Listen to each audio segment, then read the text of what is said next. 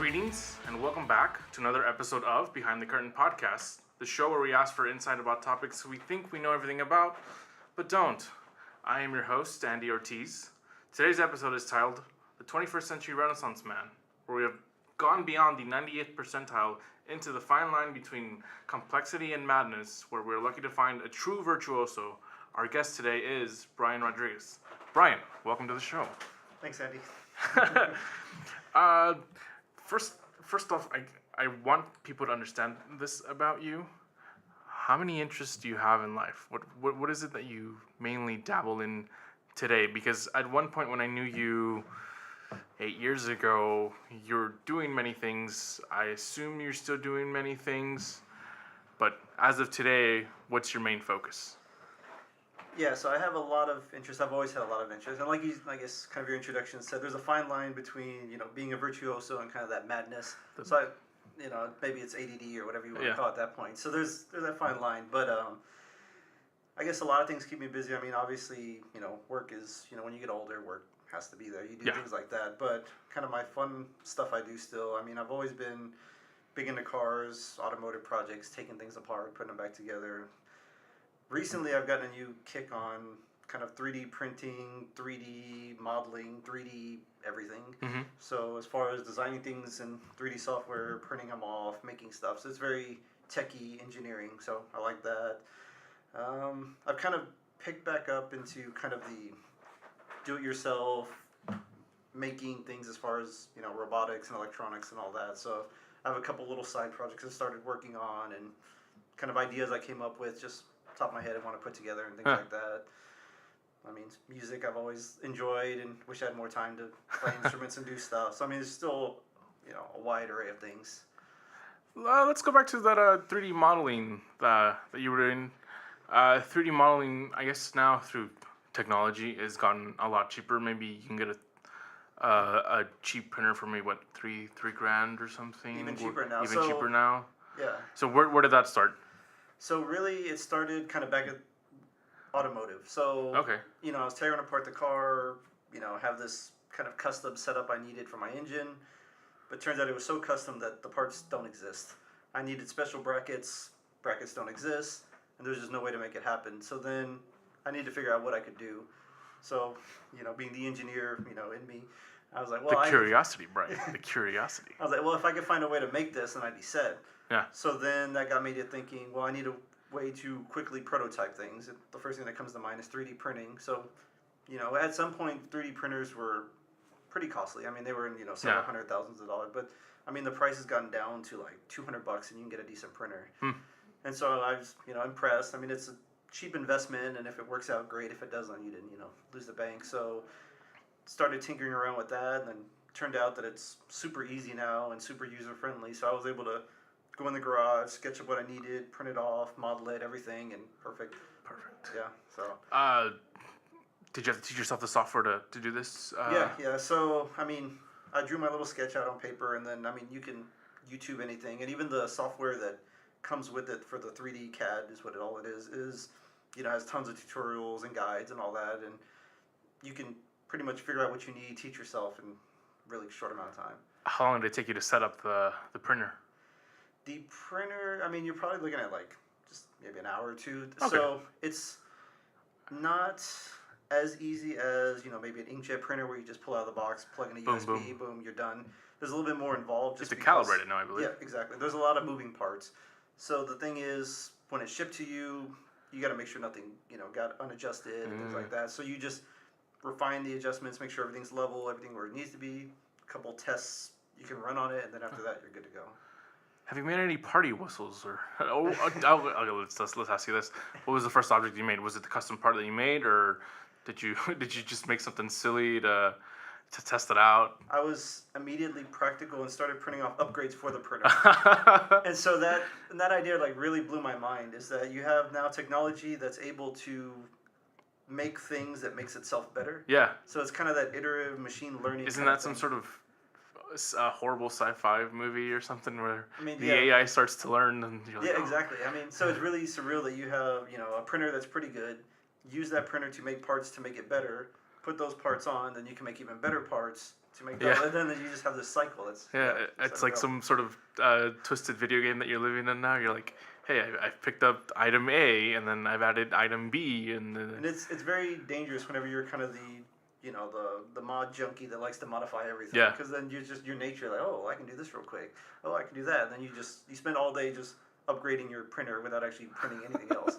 So, yeah. What else have you modded? So the standard hardware is just kind of a basic metal plate that you can print onto. So you can upgrade to things like a glass surface, which gives you, different heat properties, smoother surface, things like that. Some of being that it's a cheaper end printer, you can upgrade little things like the user interface. The knob is a little bit flat, it's hard to grip. You can print bigger knobs. You can do little cosmetic things. The filament that spools in isn't in a perfect location. You can print off a better location for it to do that. So, there's a lot of little things you can do. Okay. With the printer, so you've started your house, you've done the printer itself. Have you tried to build one yourself yet? Has that itch started? Kind of, because the limitation of what I built on the printer for the part is, so when you get under the hood, heat is an issue, right? So the materials that you use to print are, PLA or ABS, and they have a melting point like 200-ish. So when you get under the engine, that's hotter than 200 degrees. Yeah. So at that point, my 3D print was only good as far as the prototype, the design, kind of the proof of concept. Kind of get it to fit. But you have to get it to metal, essentially, or aluminum. And to withstand that temperature for the car. So I had the CAD drawing, I have everything. I know it's going to work perfect, but at the end of the day, I still couldn't make the final piece that needed to go in the car. So I had to outsource that to a machine shop.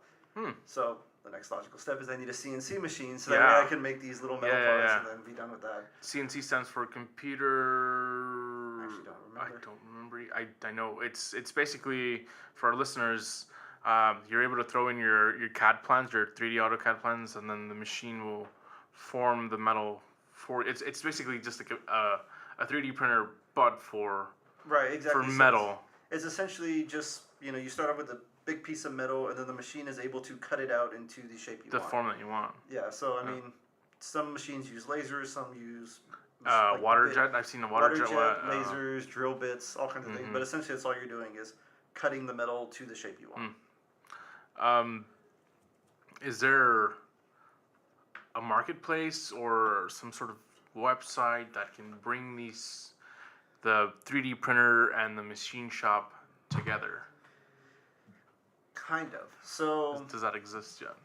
A little bit. So I'm relatively new to the game, but from what I can tell so far, 3D printer, 3D in general is a huge community. There's a lot of people out there tinkering and doing stuff, again, because the cost came down. More people can get involved and do that. So there's a large community for that.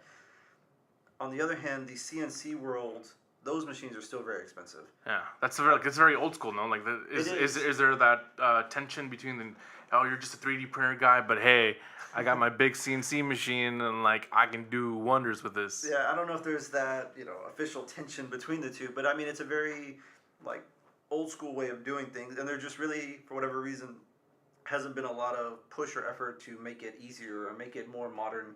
A lot of the hardware that's used is still very 1980s computer software kind of things. It's very primitive.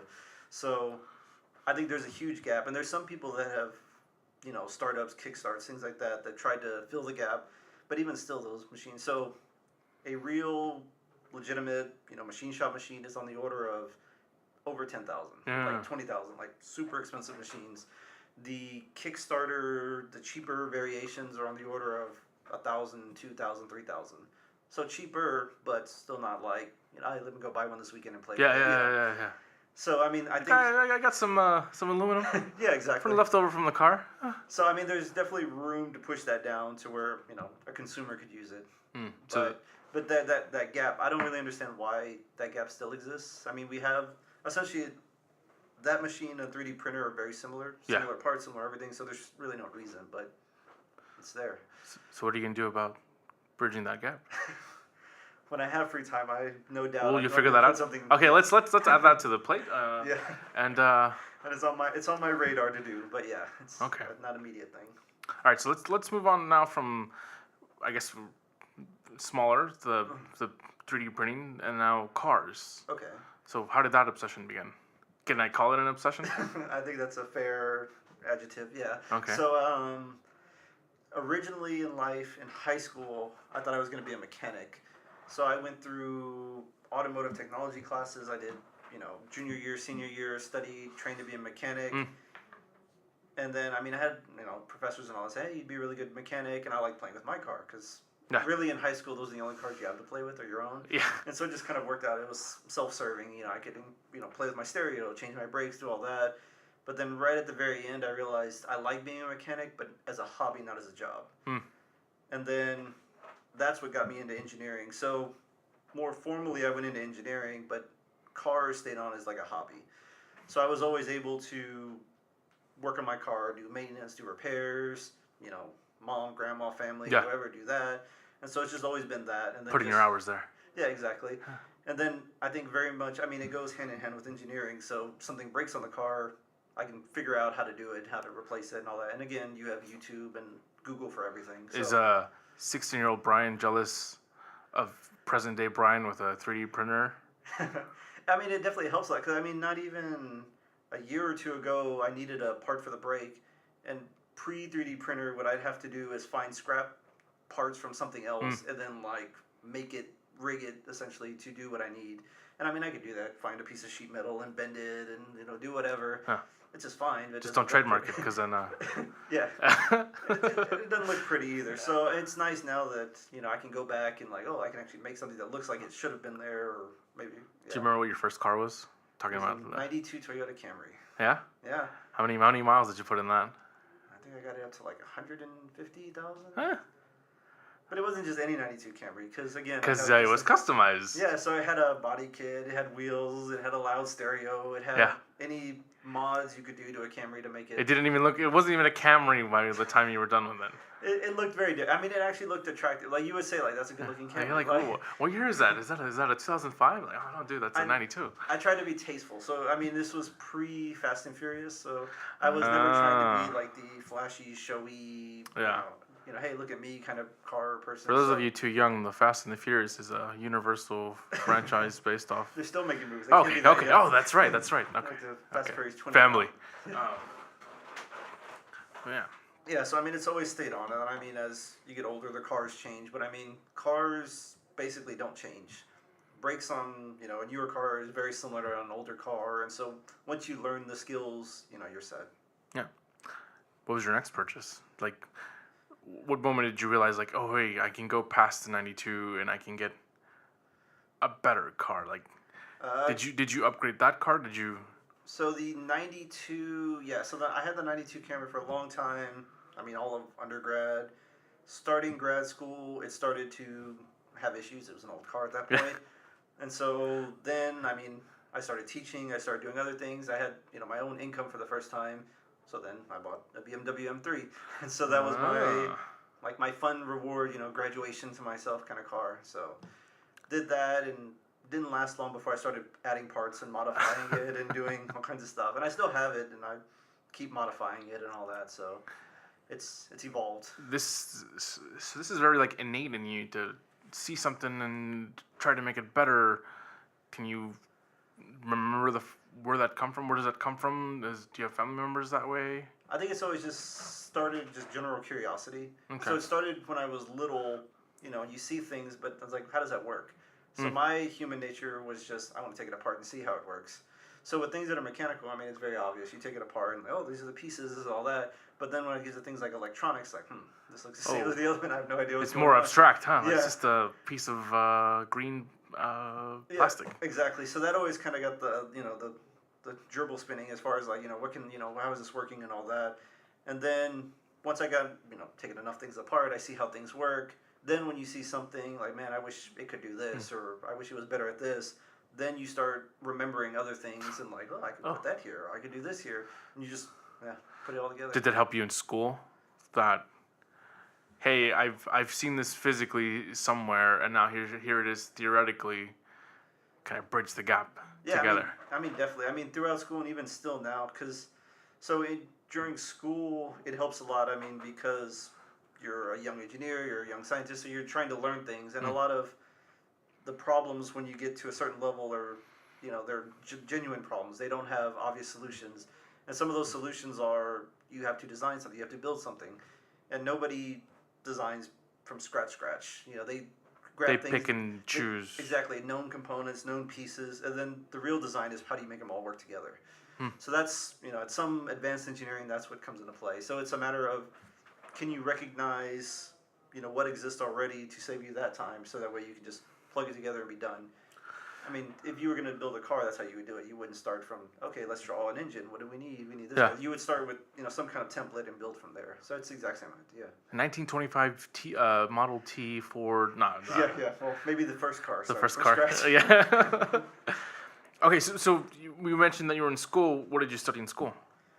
For undergraduate? Yeah, what did you do in undergrad? So undergrad, my degree was a bachelor's in electrical engineering, a bachelor's of science in math.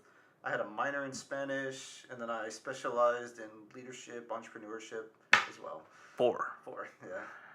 And what was the idea of, was it combining all of that together? Yeah, so they had different, I guess, motives for each one. So I'd start with the electrical one then. So electrical, again, it went back to cars. I liked cars. I wanted to do something with cars besides just work on cars. I thought maybe I'd design cars or something like that. So in my mind, that means either something mechanical or electrical. Mm-hmm. And then again, mechanical, in my mind, was more intuitive. I could see it. I could understand it. Electrical, had no clue. So I figured, that's what I want to know. Like, I don't know anything about this. How does the light switch work? Yeah, exactly. So I feel like I would genuinely learn a lot if I went down that path because I knew nothing. So that's what got me going on electrical, is that I wanted to understand how do electronics work, how do computers work, how do cars work, all that side of things that I had no clue about. So that's what headed on that. As a double E, you do a lot of math, you take a lot of math. So having the math added with it is not that much more work. Yeah. And I mean, it reinforces your understanding and all that. So they go hand in hand at some point. And it even still, like, fast forwarding several years, I've had to use more of the advanced math now for like my current research and things like that. So it was a good investment at that time. And then the entrepreneurship specialization, my advisor at the time kind of pitched that it's a nice touch on your degree, so that way most engineers traditionally, I'm an engineer, I design these things, but they don't have a large business mindset or business skills. Right. So he was... The real world kind of needs that. Yeah, exactly. I mean, you see tons of engineers, they go get a degree and then have to go back and get an MBA. So that's very common if they want to go further in their career as an engineer. So it's kind of a way to do that on the front end, is you get some of that business knowledge up front so you can leverage that and say, I'm an engineer, but I'm also, skilled and have knowledge about economics and business and how to run an engineering company or something make like a decision on, do I sell or do I buy? Exactly. So, and it was really good because a lot of those classes were essentially, you're a startup company, how do you do stuff? How do you, fabricate things? What are problems you're going to run into? All that. So it was a lot of things that, as an engineer, you don't normally think about. Okay. So, have you had to apply that now? Those business lessons that you learned? Informally, yeah. So I've done, I've always worked many jobs and different types of jobs, but sometimes part of those jobs are I'd help startup companies. They want help with an idea or a product or something, or even in the patenting world, they want, they have some invention, some idea that they want help with. But I also need to keep in mind, at some point they're trying to sell this. They're a business, so a business has to make money. So I have to keep that in mind with whatever I'm helping them make, design, build, all that. I mean, if you make something that's so expensive that nobody's going to buy it, that does no good. If it's something that's poor quality, has all these issues, that makes their business look bad. So it's just keeping mindful of the environment around what they're trying to do. So they may have an invention, an idea, but there's more to it than that. There's a business around it. Yeah. So you were able to bring all these layers. So yeah, so I like to think that that's, I think of things kind of full picture. Okay. So. And where does the minor in Spanish come in? I always tried to learn Spanish. I took tons of it. I took several years of middle school, several years in high school, and it was just my stubbornness is like, I want to get through this. I want to keep going. So I tacked it on. Didn't really do much. I understand a lot of Spanish. I still don't practice. Okay. Yeah, you gotta dig into that as well. Yeah. And it's weird because I even went to Spain. I lived there for 6 months. I got really good at teaching English over there. Yeah. I was able to get around without speaking much Spanish, unfortunately. No, it's supposed to be the other way around. Yeah. So I learned a lot, but unfortunately it wasn't Spanish. But yeah, so it's always my ongoing battle in Spanish. Maybe 20 years from now, 30 years from now. I mean, I keep trying. Settle down in Spain somewhere. Maybe open up that mechanic shop that you dreamt of as a kid. Yeah, maybe. Okay. So once you had this idea, like, hey, I'm gonna be this very versatile type of person. I can mechanically I can do this, and then I have the electrical knowledge to back it up, and then I can offer this business side as well. I'm the complete package. You are the complete package, Brian. How did that extend into your master's and into your PhD? How did you reach that decision? Gotcha. So, master's was really just, I felt like an extension of my undergrad. So SMU had the really nice program where you essentially had one more year to your degree and you can get your master's as well. So the classes get a little bit harder, but aside from that, not much else changes. Okay. So it seemed, again, like a good investment so if you think of the job market, an engineering degree may pay X, but with a master's degree, you get a significant bump. You get a pretty good bump. Yeah. So you get some kind of bump with that. So if it's only going to take me one extra year to get that bump, I might as well. So that was my mindset going in, is that I'm already doing this anyway. I'm living like a college student. One more year is not going to kill me. Yeah. And I get something out of it. Yeah, and then I can, exactly. And then it opens up more opportunities because, again, the thing about engineering is the base level for an undergraduate degree is higher than other degrees. So it's very luring for students to say, okay, well, I'm just going to get my undergraduate and go straight to work, at $50K, $60K, whatever it is, it pays. And then the problem with that is it's a high entry level, but it doesn't really grow much beyond that. Right. So the only way to make that grow is you need an advanced degree in something, master's, PhD, MBA, or you need 10 plus years experience. So the most efficient way to move your way up the ranks is to get a master's in something. Okay. So that's where that started. Yeah. And was that in electrical engineering as well? Yeah, so electrical engineering, there I specialized in electronic circuits and semiconductor devices. So essentially stuff that makes a computer work and computer engineering. So how does a computer work? The memory, the processors, all that kind of stuff. Yeah. So making them interact and do different things. Was that something that you weren't interested in before, and then you get to your master's and you're like, oh, this is a new path that I don't know nothing about. Let me go this way?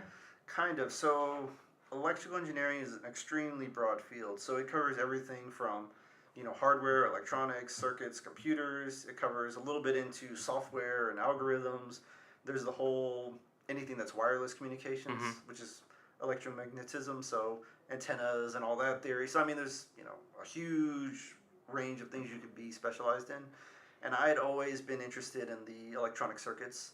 So I stayed very close. I took pretty much every class we had. That was the arbitrary thing. Like, you're like, okay, I could see mechanically how something works, but what's that? Exactly. And it was always, it was always that, because kind of the magical thing I've always thought about electrical engineering is, with mechanical, you can see it happening from your input, your start to the finish. You could follow and, sometimes see every little movement from, A to B.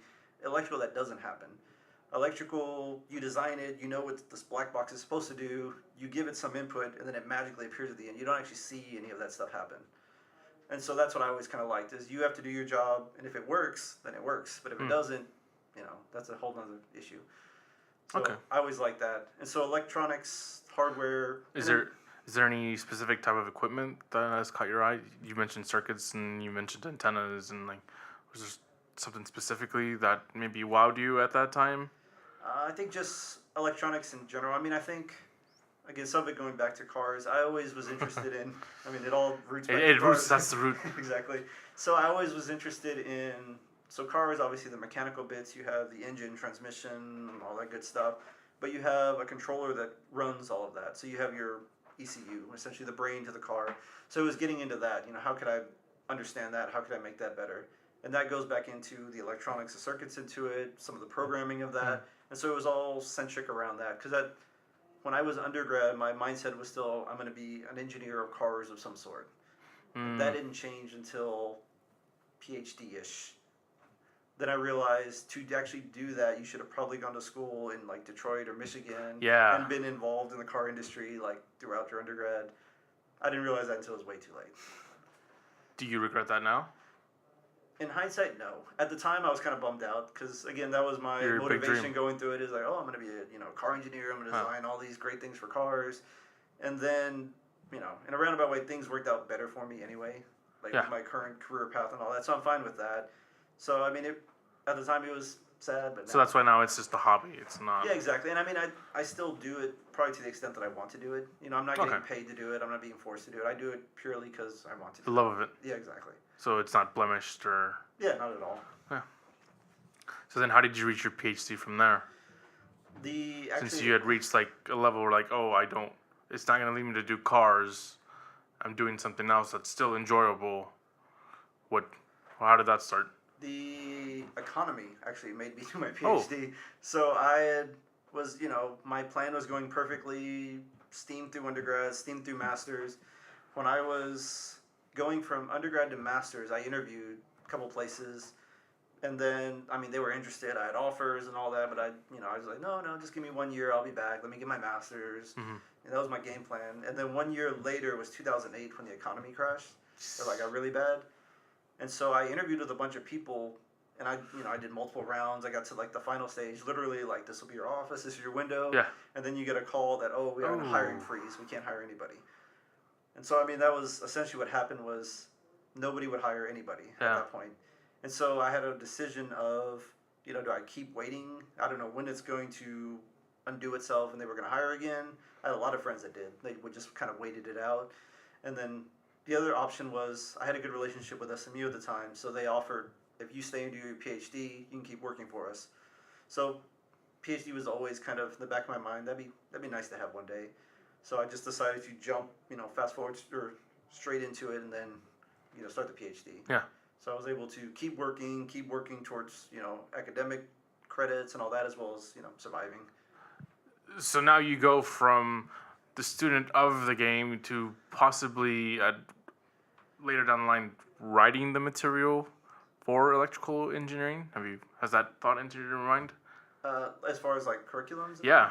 I did some actually already with one of my side jobs or side projects. So I worked with SMU has I forget what they call it now. Essentially, they teach labs and programs for middle school and high school. The Infinity Project, that's what it's called. Okay. So they developed a lot of labs. It's it's all computer based. There's some hardware to it, and it's really trying to introduce to kids engineering related concepts. So a lot of it's image processing. How do you process an image, things like that. It's like a camera. Exactly. Maybe what is it? The Xbox has a camera now. It's things like that. And it was even very more primitive. It's essentially, we all see things like Photoshop. Yeah. But it's, what is the math behind Photoshop? Ooh. So there's actual number manipulation that goes on when you want to blur something or you want to sharpen something. So it was a lot of those things. So it was kind of looking under the hood of how do things work in the real world. As far as image processing, as far as they had things where you could, take measurements of electronics and build little gadgets. One of the famous projects we did in there was my first advisor's project, where you take a styrofoam cup, a piece of paper, a magnet, and a wire, and you make a speaker that works and plays audio. Huh. So it's things like that. Basically it. Huh. Yeah, so it's little hands-on things that are get kids interested. Oh, we know your secret, Bose. Yeah, exactly. Yeah, I'm gonna make a better one. Yeah. So it's little things like that. So at some point, I got hired by them they had an old version of software, they wanted a new version of software to change it, and then they wanted to go beyond that. And so that led into kind of a collaboration with the Texas School of Education or whatever, and they wanted a program for high school teachers, the math behind it. Okay. So electrical engineering uses a lot of math, so it was just putting the math in the context of electrical engineering. Did you ever get to see your results of this curriculum that you did? Did you ever get to talk to the people that used it? Or? Not really. The labs I developed, I did, because the labs, so there were two parts of it. One of them was a written curriculum, essentially a textbook. The other one was, do-it-yourself kind of projects. The projects I did because I had, I would help them troubleshoot, I would help explain things, all that. So that I had a lot more involvement. The textbook chapter, I guess if you will, that I didn't really get to see much feedback, but it's out there. How did you approach writing did you have kids in mind when you were writing this stuff? Having to be able to break down all these concepts? Did you have that in mind? Or what was your approach on that? I think My approach on that, because I used to teach labs, engineering labs, and I always taught freshman labs. So I'm familiar with, somebody fresh out of high school, really no engineering background. They may or may not have the math level they need at that point. Yeah. So kind of a layman, if you will, of should be able to. Exactly. So I approach things like that. And what always helped me, I think the biggest disconnect is math and engineering go hand in hand, but people don't usually do a good job of showing where they connect. Yeah. So showing your work. So in high school, math is in isolation. Why do we, do a sine wave or do the perimeter or different things? You do a lot of math, but it's not really in the context of anything. Right. Maybe It's not applicable. Exactly. Maybe there's a word problem around it, but it's still just an isolation. But when you get into engineering, you're doing that math so you can do something else. Mm-hmm. So it's kind of a sub-step to a process. And so I like to do that, kind of bring it into context of, okay, the big picture is we're trying to do this thing. In order to do that, we have to do these steps, which involve, this manipulation, this math, or things like that. And so I think having that whole big picture of things really helps. How long did you teach for? 4 or 5 years. 4 or 5 years? It was kind of nice because I was able to essentially see my first class I taught go all the way through their graduation and masters and all that. So it was kind of nice to see, I remember when they all first started completely, lost and didn't know what they were doing, and then half of them wanted to drop out, it's hard. And then you see them at the end, and it's really nice on like LinkedIn, they're PhDs now, or doctors, or lawyers. They're all doing other things. So it's kind of cool to see that maturity, that growth. Yeah. So I like that. For our audience, a little quick backstory. That's how I first met you. It's true.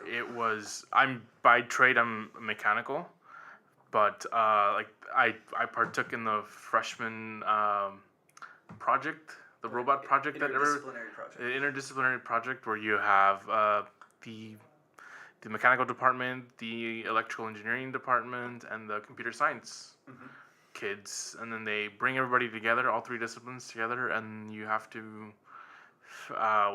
My project was fashion a robot to pick a ping pong ball and move it to the other side, but at a very specific. So it involved all 3 disciplines, and that's where I first met you. The day of the test, I think, because I'm not electrical, I didn't know of you, but you were there helping everybody with their cameras and making sure everybody was set up. Yeah, those are fun projects. I like those projects. Yeah, it's part of the Renaissance, man. It's just being an educator. Yeah. Have you thought about maybe doing that one day? Just maybe leaving all this behind and teaching? Probably to some degree I would like to teach. I like the idea of, again, adjunct teaching. So I like the idea of just doing things out of pure passion because I want to do it and things like that. So, I have a full-time job that's not engineering per se, but I still like, I think engineering is very interesting. I think a lot of people can use it and should know more about it. So I wouldn't mind, teaching classes, things like that. Even now I deal more on the, business patent side of things. I wouldn't mind teaching classes on that. So I think I just like sharing the knowledge because there's a lot of things, again, thinking back to high school, I knew nothing about electronics. I knew nothing about a lot of things. Yeah. If I could go back and, help somebody get ahead of the game, then, they can have, future success. I like that idea.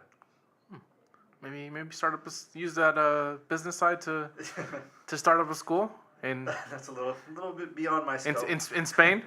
Huh? Again, beyond my scope and language abilities. Use all those degrees together to do something nice for this world.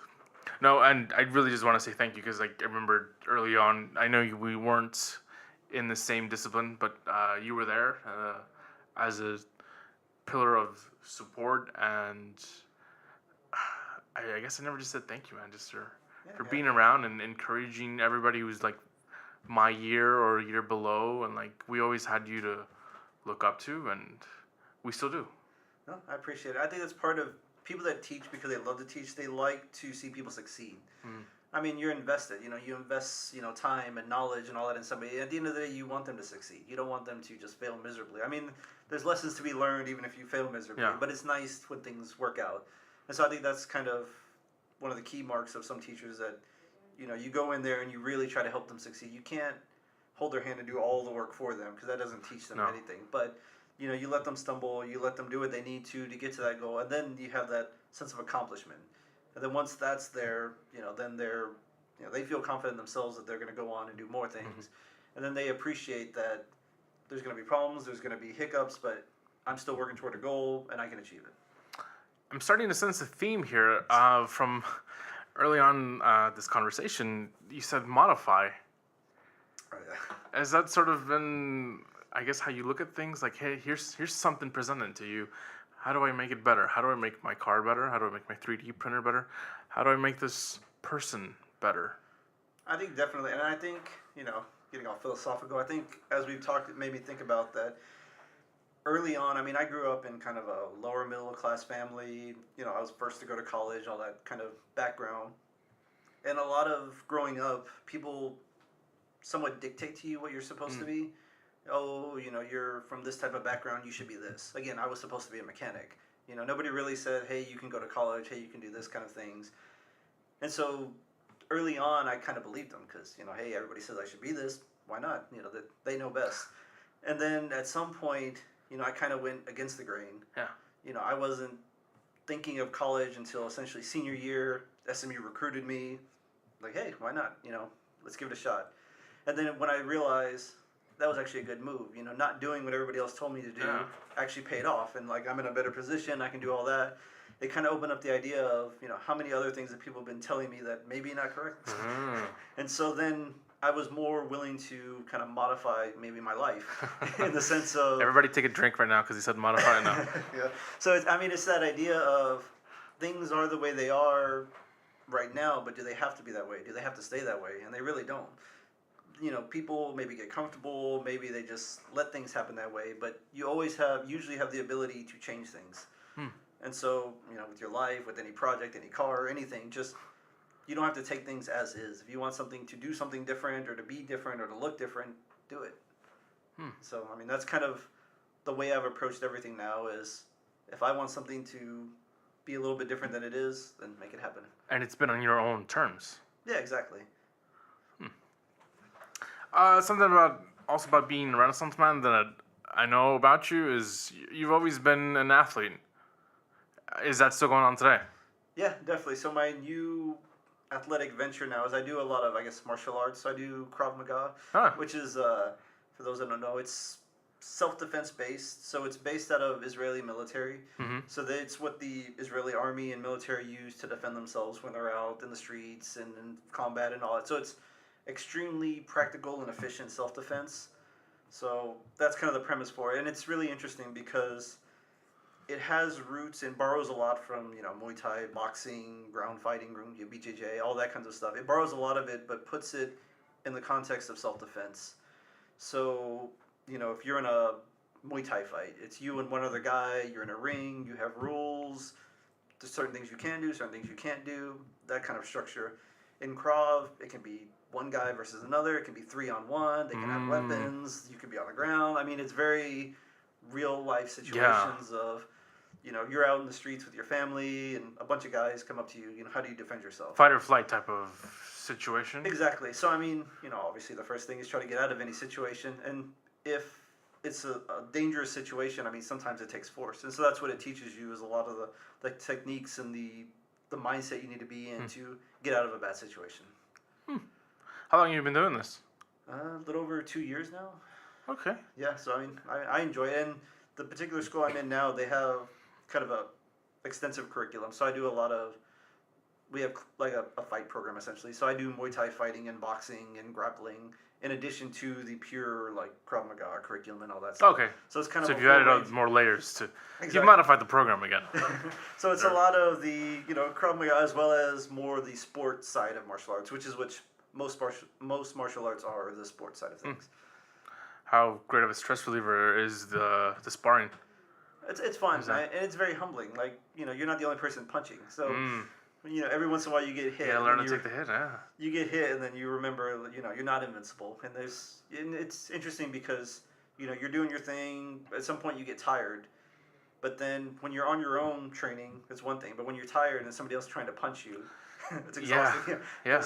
You get really tired because they're still trying to hit you. So you have to kind of overcome a lot of internal challenges. Is there a structure I know maybe karate has belts and stuff? Is there sort of structure, some sort of ranking, I guess? Right. So yeah, Krav has their own belt system: yellow, orange, green, blue, brown, black. So they have their own program and all that. Where are you on that? I actually take my orange belt test in 3 weeks, about a month. Ah. Yeah. So I've been moving along. Is the goal to get to the end? I'd like to. Yeah. I did Taekwondo. I got up to like brown belt. I did it for years. I enjoyed it, but I definitely enjoyed this more. Again, because of the practical side of things. You know, Yeah, you mentioned like, oh, hey, it's a very real life type of exactly. simulation. You go in, your belt tests, for example, in Krav are all at least 4.5 hours. So it's 4.5 hours of essentially fighting, being attacked, being choked, being whatever. No rest in between. Very little. So fast forward to black belt, their tests are I think 2 days, like 8-hour sets. Like they're exhausted. So anybody that gets a belt, they earn their belt. There's no doubt about that. And so I think I like that. It's a challenge. Very nice. Yeah. Did you play any other sports growing up? I guess what were you previously interested in? Martial arts, and now what was?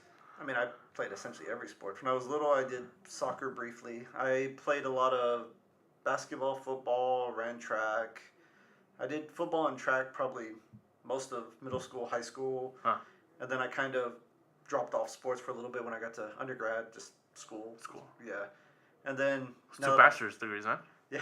Not a minor? Yeah, too many degrees. So, once I got beyond that, then, the whole martial arts side of things picked up, and that's where I've been. You haven't broken any bones or no? Actually, not gonna work. Yeah, you get injured. It's part of the game. It's part of life. Yeah, exactly. Ooh. And when you get older, you get injured more often. So that's also part of life. Yeah. Means you get to rest more.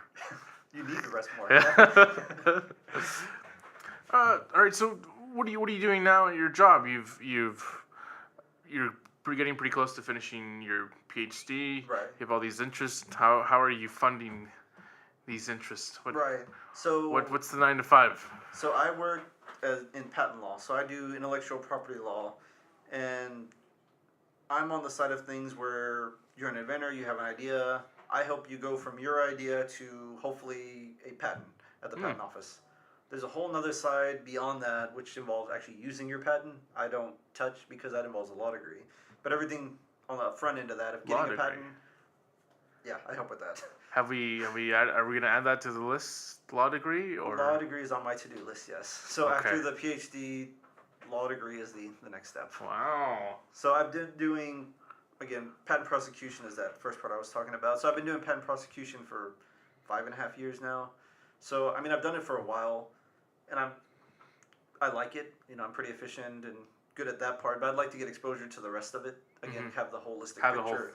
And even if I don't stay in litigation, which is the actual using the patents or licensing or all the other stuff you could do with it, I at least want to be able to, or to have exposure and knowledge and all that, and then decide, do I want to keep doing what I'm doing or venture off a little bit more? The patents that you're doing, are they technology related, scientifically, like maybe is anything related to your undergrad or your research right now in PhD? So the thing about working in patent law that I kind of like is you have to be extremely well-rounded and diverse, like in your knowledge. So you don't necessarily need a PhD in anything, but you're better served if you know a lot about everything, a little bit about everything, rather. So I've written patent applications on oil field equipment, cow milking parts, circuits, helicopter parts, software, financial algorithms, telecom, everything. So pretty much anything that's not purely chemistry or biology, I can and do write patents on. Okay. So it's mechanical in nature, software, electrical, anywhere in the spectrum. Do you get to choose these, or are they assigned to you? They're assigned to you. So that's one of the things firms look for when they hire you is, who will, I guess, be the best utility tool that, we can have. If you have somebody that's, for whatever reason, can only do mechanical parts, they have no knowledge or understanding of electrical or software, they're limited. Yeah. But if you have somebody that's a little bit more open, because again, you don't have to know everything, but you need to be able to understand or figure out things. So what do you do when you reach a point that you don't know something? So usually there's nothing that you don't know, like 100% flat out. I know absolutely zero about it. You have an idea, you've heard of it or something like that. So you just have to do a little research. And so there's a couple ways you can do that. The easiest way to do it is you have an inventor, just talk to them. Say you invented a telecom thing that I'm just not familiar with, this, new technology, whatever. part of the process is interviewing them and saying, explain this to me, how does this work, and all that. And through that process, you should be able to get a pretty good understanding of what their invention is and some of the context around it. You don't have to be an expert in telecom to write a patent on telecom. You just need to understand their invention and where it fits in the grand scheme of things. And so you do that, and then, any gaps you have along the way, I mean, you can do your own research and figure out, but you're never really going in blind of, I have a sheet of paper, I don't know what any of these words are, and I got to write a patent on it. It's never like that. It's usually, That suck. you may start off with 2 sentences, like, I have no idea what this is, but then you go and interview an inventor or two for an hour, and then, oh, okay, that makes sense, and then you write your patent. So part of so you're still doing research, you're still doing, that curiosity is still there, so you're never essentially having the same day at work? No, and I think that's part of what I like too about my job. So one of the problems I had with PhD is to become a PhD, you have to be very, very focused. So if you think of undergrad, you have a broad understanding of technology, you get to master's, I went from electrical engineering to just circuits, it narrowed down quite a bit. And then you go into PhD, and then it's a subset of that subset. So you get extremely focused. Very specific. And then usually what happens, you go to industry and you kind of stay on that streamline more or less. That's kind of your niche area that you stay in. Whereas what I do now in patent law, I mean, literally anything can show up on my desk. It can be something that's purely software, purely cow parts, purely, whatever. And then, you have variety. And that's what I like, because you have the variety in that, and, even within a technology, there's variations. So there's just so many ways that every day can be different. What's the best one that you've seen? Can you talk about that? I can't talk about any that I've worked on, but so part of the process is, you came to me, you have an idea, we apply for a patent, right? That's the first part of the process. The second part is we write your application, your invention, description, all that figures. We send it to the patent office, and then they send back essentially what they think of it. It can be an approval, yes, you get a patent on this, or 9 times out of 10, it's no, you do not get a patent, because we found stuff that looks like your invention. And so the second part of that is kind of the negotiating or fighting with the patent office to distinguish yourself from other people's things. And so I think through that, a lot of those references I think are interesting. I mean, they'll cite, depending on what your idea is, your invention, your technology, they'll cite different things that you really don't think about, like in your normal everyday life. One, you don't think about things being patented in general. You see, different machines, laptops, screens, computers. Inside of them have a million parts that are probably patented in addition to themselves. So it's kind of, oh, I didn't realize that was going to be patented. And then some of the more interesting ones, for example, is like YouTube and Hulu and things like that. So all the commercials that are on there are patented. Not the process for putting those advertisements is patented. And it's interesting the way that they go about it sometimes. So those I could talk about because that's all public out there. And so, I mean, a lot of that is... But we're living in a very digital media age where, like, okay, that's pretty important. And so a lot of what you see patents now are trying to get into, it's very difficult still, is data's everywhere. Tons of data. You have data, every device, your phone, Alexa, whatever device, Echo, they're all collecting data about you. So every company wants to know, what can we do with this data? And can we make money with this data? Yeah. So you don't have to just sell data to make money, but you could sell data, you could make, algorithms for it. Exactly, an advertisement that's more likely that you're interested in because I've, been stalking your Amazon and your browsing history, and I've heard you watching TV. I know all these things you're interested in. I'm going to show you some ads for that. Maybe you'll buy it. So there's a lot of things out there in that market where they're trying to, that's the world we're living in. How difficult is it? I want to talk about music with you, but we're gonna maybe get to this a little bit after. Sure. But like every time that I write a song or something, it has a reference point. Oh, I listened to, a symphony by Beethoven, and that inspired me to write this piece of music. Like nowadays, everything's inspired by something else from the previous generation. Right. Like, how hard is that in patent law? Like, does that apply? Gotcha. So I think there's 2 things with that I'll say. So one distinction is, so within intellectual property law itself, there's actually 3 chunks, 3 different areas. So the one you're talking about specifically, music, music and movies and art all fall under copyright, which is related but a little bit different from trademarks, which deals with branding and logos and things like that, which deals with patents, which gets into inventions and ideas and things like that. So they're all related. There's similar rights associated to each type, but the rules and procedures for each are different. So just kind of in the copyright world, I'm not an expert in it by any means, but kind of the threshold for that is, can you distinguish your music from somebody else's? So if the melody or the rhythm's very, very similar to somebody else, then you probably have some kind of copyright issue. Yeah. You know, if you're essentially borrowing somebody else's, piano sequence or whatever in the song and just putting your own lyrics, you're probably going to have an issue. Mm-hmm. If you had something that's inspired of it, maybe it's a little bit different, maybe it's not an issue. So that's kind of its own world in that sense. Trademarks, very similar. If you have a logo so the benefit of a trademark is, for example, Red Bull. Whenever people see their logo, they know that's who it is. Mm-hmm. If you have a logo that looks very similar to them, that gets you in trouble.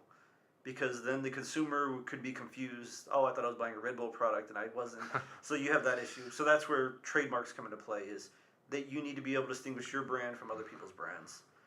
And then you get into patents themselves, and it's about the actual thing and how it works and the process and all that. So patent's a little bit unique in that the whole benefit of a patent is to prevent anybody from making, selling, using, or something else, your invention or idea. Distributing it. Yeah, exactly. So essentially, what I always thought was curious about a patent is, say I patent a microphone.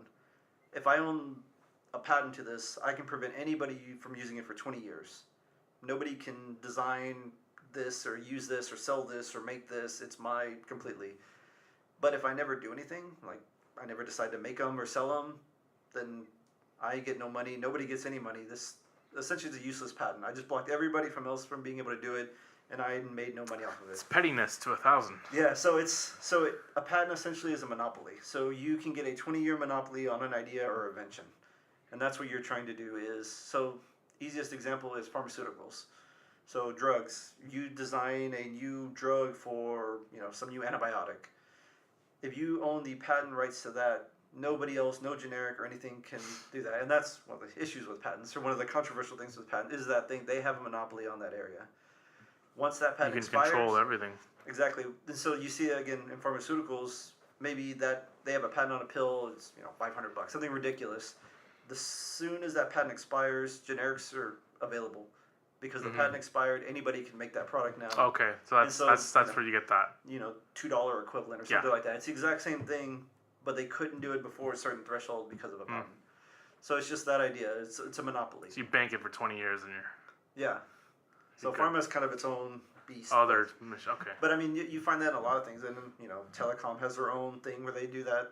There's only so many ways you can send a signal wirelessly right now. Mm-hmm. So if you have patents on those, extremely valuable. And so there's things like that where there's certain areas within patent law where it's very profitable to have patents, and that's why you have them. Yeah, exactly. And so it's very much a monopoly of your business. If you have a good business behind it, you have the monopoly that you need to do something with it, if you choose to do so. So you have this the great technical background, you can have an idea of how to run a business. You're working with patent law, or you're looking at different ideas every single day. Mm-hmm. Has this not inspired you to make something of your own? I mean, all the time. I always see things come up with it. Specifically, hey, we're gonna start product X, and I'm gonna get to the finish. I guess in my mind, it's not so much. I don't think business first in that. I think it'd be cool if I could do this, and then for me, it's just let's tinker with it, let's make it, let's see what happens. If I think at the end of the day, that would actually, maybe other people would be interested, cool. If it's something you do have a 3D printer. You have some. Yeah, exactly. Forming a prototype. But if it's something that just a novelty for me for a little bit, I'm okay with that. Okay. I mean, it was just I had an idea, I want to make it. Yeah, cool. But if that's all it ends up, then again, no hard feelings. But I mean, there's a lot of ideas I have that I think maybe they'll have some commercial value, but until I actually print it or make it or do it, I mean, I don't know yet. But I think that's the thing, that I do it more out of pure interest and wanting to do it rather than I need to do this because I want to whatever with it. Need the new Ferrari that yeah. So yeah. gotta build this. I can't build it myself. I'll get sued because I know the copyright stuff. And so now let's do music. Let's have you been playing music lately? I still have tons of instruments I dust off from time to time, but I haven't honestly played much or done much. It's always on my to-do list, but then it gets. What's the last instrument you bought? Last instrument I bought was a Tractor S4, which is essentially like a DJ station. Yeah. The Armin van Buuren, Ferry Corps, like all the main Tiesto, all those kinds of people like they use. I remember you were always big into the Dent, house music, no? Yeah, electronic music, house music, all that. So I mean, it's essentially what you use to DJ, to blend, and all that kind of stuff. So that's the last instrument I have. I mean, it's a couple years old now, and I mean, I've played it a handful of times. Yeah. What does your wife have to say about all this? How does she support all these many interests? What's the story on that?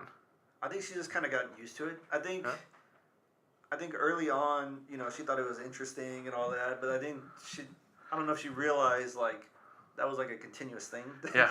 That my interest in always making things. Continuing shock, I still every once in a while well, you're pretty ridiculous. You want to come up with this? It's 3 a.m. and. I think that literally happened maybe last night. I had this idea for something, and I was like, "Hey, babe, what about? I had an idea for this. Yeah. Just go to sleep." so I mean, she just nods. Yes, Brian. Yes. Yeah, because I mean, you can see anything and just get inspired, and then I'm thinking, oh, well, what if I did this, or I can make this and that, and just. So I have a to make list that I keep up with that I just when I have the time. In fact, today I bought a bunch of stuff to make stuff over this weekend. So we'll see if I can do that. We'll see. Yeah. Oh, there you go. A true Renaissance man is amongst us, guys. Educator, from what we've learned today. Athlete, scholar. We'll add scholar to that, yeah. Patent agent, maybe lawyer someday after the PhD. Very well rounded. And he's I was gonna say I thought about fighter, but I said athlete, so we got you covered under that. Yeah, all right. Yeah. Well, Brian, I wanna thank you for coming in, sitting down, and chatting with me today about you. You're always a very interesting guy. I'm always interested about what you're doing. I keep up with you on Facebook, so that's how I know. Okay, what is he working on? I saw the 3D printer recently, and I saw that you've been fighting recently. So I definitely wanted to get in on that. And again, just thank you for being an inspiration to all of us, being our hero, and I mean that very sincerely. That appreciate it. You had your story about not having somebody like that, and you getting to be that for us. So I sincerely thank you, man. Yeah, I appreciate that. Thanks for having me. All right, so that's it, listeners. I'd like to thank you for sticking around for another episode of Behind the Curtain. Please stay in touch as we wrap up, and we'll see you next time. Thank you.